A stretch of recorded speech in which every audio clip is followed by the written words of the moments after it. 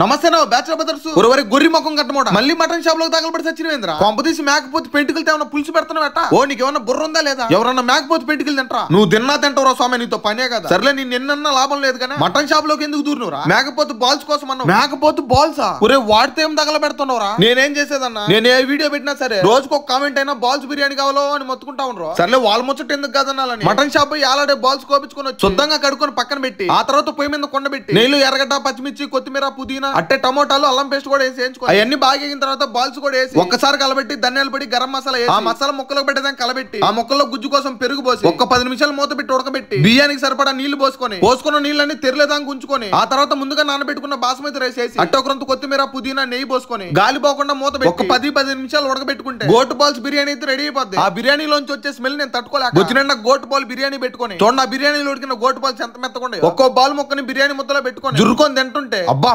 మెత్తగా అదిరిపోయింది సరేగానే మీరు పాత పొరచేత్తో లైక్ మీద ఒక దెబ్బేసి పడ్డాను మళ్ళీ మర్చిపోయారు మీ పాసుకోలా కుదిరితే సబ్స్క్రైబ్ కూడా